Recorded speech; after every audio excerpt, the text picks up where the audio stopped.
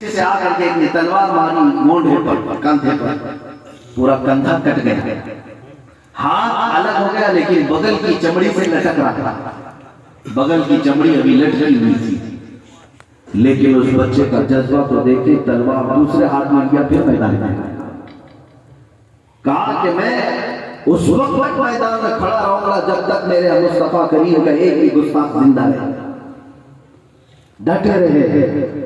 اور جب بار بار تلوار لے کر کے میدان میں آتے تھے تو یہ ہاتھ لٹک لٹک کے سامنے آ جاتا تھا، ہاتھ سامنے آ جایا کرتا تھا۔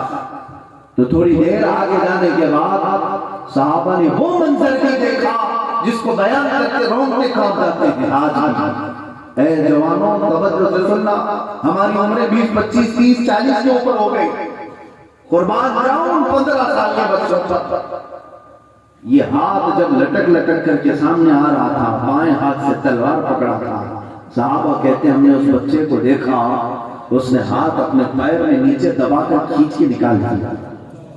یہ جو بغل کی چمڑی سے ہم انگلی جڑنے کے لیے پتہ نہیں کہاں کا علاج کراتے ہیں، ہاتھ پورا بغل کی چمڑی سے کھینچ کے الگ کر دیا، اور کیا کہا جانتے ہیں، یہ ہاتھ مجھے بار بار خلل اندازی کر رہا ہے اور میں اس ہاتھ کو برداشت نہیں کرتا جو اللہ اس کے رسول کی رضا میں خلل اندازی کرتا۔ جسم کے حصے کو الگ کر دینا، اپنے ہاتھ کو الگ کر دینا، یہ وفاداری رسول کی اعلیٰ مثال ہے۔ عزیزان گرامی مختار، آپ کیا سمجھتے ہیں کہ صرف ہمارے نعروں سے عشق رسول ہو جاتا ہے؟ ہمارے یہاں پر بیٹھ کر کے پکار لینے سے محبت رسول کا دعویٰ پورا ہو جاتا ہے؟ آپ کو میدان عمل میں اترنا ہوگا اور آپ کی آزمائش بھی ہوگی، امتحان بھی ہوگا۔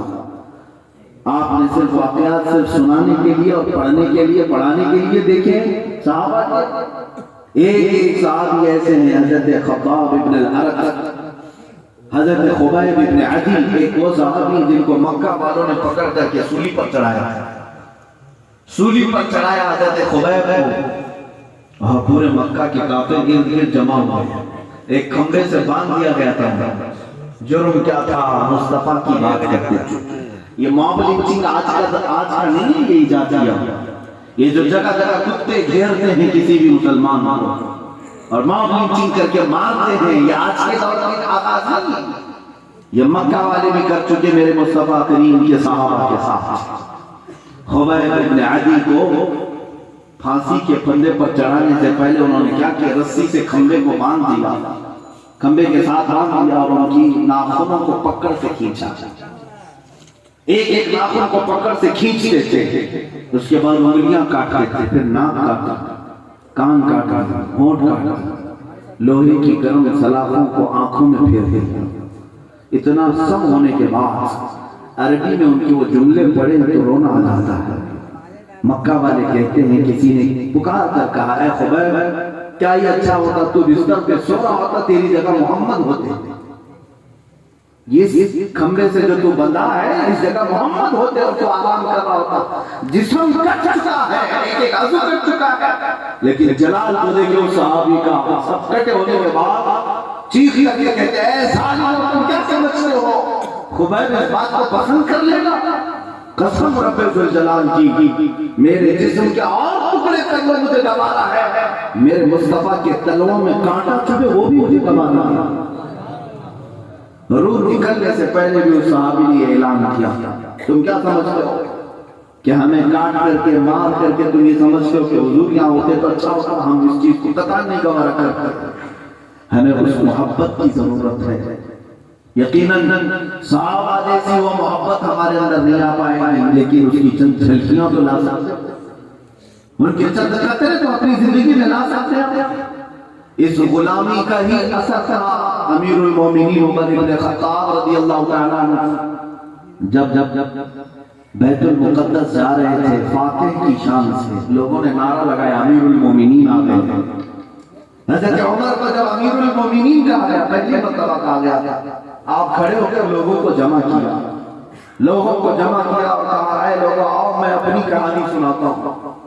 سب کو کھڑے کر کے آپ نے فرمایا تم جانتے ہو میں خطاب کا بیٹا عمر ہوں، بچپن میں 2 بکریاں نہیں سنبھال پاتا تھا، میرے باپ مجھے خوب مارتا تھا، مجھے بکریاں اور اونٹ سنبھالنے کے لیے بھیجا جاتا تھا، لیکن ایک بکری ادھر چلی جاتی ہے، ایک ادھر چلی جاتی ہے، میرے ہاتھ سے نہیں سنبھلتے، میرے باپ مجھے بہت مارتے تھے، لیکن اے مسلمانوں آج مجھے دیکھو، فلسطین میرے زیر نگین ہے، مصر میرے زیر نگین ہے، فارس میرے قبضے میں ہے، یمن، شام، عرب 36 لاکھ اسکوائر کلومیٹر تنہا عمر فاروق کی نگرانی ہے۔ عمر فاروق کہتے ہیں کیا تم سمجھتے ہو اس لیے کہ خطاب کا بیٹا عمر ہے اس لیے نہیں، بلکہ محمد عربی کا غلام عمر ہے اس لیے یہ ساری چیزیں آ گئی۔ ان کے جو ہم غلام تھے خلق کے پیشوا، حضور پاک کی غلامی بھی کیا بڑی چیز ہے میرے عزیز، دنیا تمہارے قدموں میں آتی چلی جاتی ہے، بس شرط ہے وفاداری کرو رسول پاک صلی اللہ علیہ وسلم۔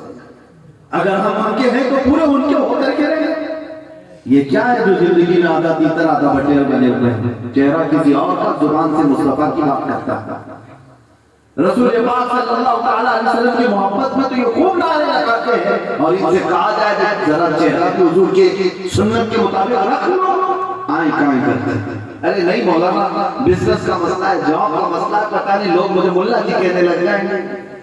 تمہیں جب اتنی شرم ہے تو پھر حضور کی محبت کا ذکر بھی مت کرو، اپنی زبان سے کیوں کرتے ہو؟ حضرت ابو بکر شبلی رحمۃ اللہ تعالیٰ علیہ سلسلہ قادریہ کے بڑے بزرگ ہیں، فرماتے ہیں میری زندگی میں سب سے اگر کٹھن کوئی سوال ہے میرے لیے تو ایک سوال ہے۔ پوچھا گیا کیا ہے؟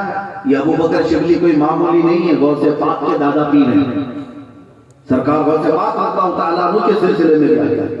آپ کیا آپ کے لیے کٹھن ہے سوال؟ مشکل ہے؟ آپ کو یہ سمجھیں گے یہ کون سا مشکل سوال ہے؟ یہ کون سا مشکل سوال ہے؟ ابھی میں پوچھوں تو سب دو ہاتھ اٹھا دیں گے، ہم بھی حضور سے محبت کرتے ہیں، لیکن ابو بکر شبلی فرماتے ہیں میرے لیے سب سے مشکل سوال ہے۔ پوچھا گیا اس میں کیا مشکل ہے؟ فرماتے ہیں اگر میں نہ کہہ دوں تو کافر ہو جاؤں گا۔ اس کے جواب میں اگر میں نے نہ کہہ دیا کافر ہو جاؤں گا، حضور سے محبت نہیں، اس کا مطلب ایمان نہیں، اور اگر ہاں کہہ دوں تو میرا ضمیر ملامت کرے گا، اگر ہاں کہہ دوں تو میرا دل کہے گا تو جھوٹ بول رہا ہے، تیرا عمل کا رسول کا عمل کا۔ میرے عزیزو جب اتنے بڑے بزرگ یہ کہتے ہیں تو ماں و شما کا حال کیا ہے، ہم اور آپ کا حال کیا ہے؟ اسی لیے قرآن نے بھی تمہیں کیا کہا، ادخلوا فی السلم کافہ، اسلام میں پورے کے پورے آ جاؤ۔ تمہیں کس بات کی کس بات کی شرم و حیا ہے؟ ٹوپی رکھنے سے شرم آتا؟ 5-10 گرام کی ٹوپی نہیں اٹھا پاتا، 5 کلو کی جینس تو پہن کے گھوم لیتا ہے، 1-1 کلو کی بیلٹ پہن سکتا ہے، زبردستی کی بالیاں اور پگڑیاں بھی پہن لیتا ہے، تمہیں 5 گرام کی ٹوپی، مسجد میں آ کر ٹوپی اٹھتے رہتے ہیں، کوئی ٹوپی رکھتے نہیں رکھتے۔ یہ کیسی ناانصافی ہے حضور پاک کی غلامی میں ہونے کے بعد میرے عزیزو۔ اسی لیے اقبال بہت رویا تھا جس میں اس نے اشعار میں رو رو کر کے کہا تھا کہ کہاں گئی تمہاری اسلاف کی روایات، تم جس کے اقتدا میں چلتے تھے تو تمہارے لیے طوفان بھی رخ موڑ لیتے تھے، تمہارے لیے سمندروں میں راستے پیدا ہو جاتے تھے، اور جنگل کے درندے تمہارے قدم چومنے لگ جاتے تھے۔ تم کہاں رہ گئے؟ تم کہاں رہ گئے؟ یہ وہ لوگ تھے، حضرت سفینہ کہتے ایک صحابی جنگل میں پھنس گئے، راستہ نہیں مل رہا تھا۔ یہ سب ہوائی باتیں نہیں کر رہا ہوں، دلیل کے ساتھ بتاؤں گا۔ حضرت سفینہ صحابی رسول ہے، کہتے جنگل میں پھنس گیا، راستہ نہیں مل رہا تھا مدینے جانے کا، اور اچانک بھی جنگل میں آیا تو ایک شیر دہاڑتا ہوا آیا، اتنا خطرناک تھا کہ اس کی ہیبت سے کوئی بھی ڈر کر کانپنے لگ جاتا۔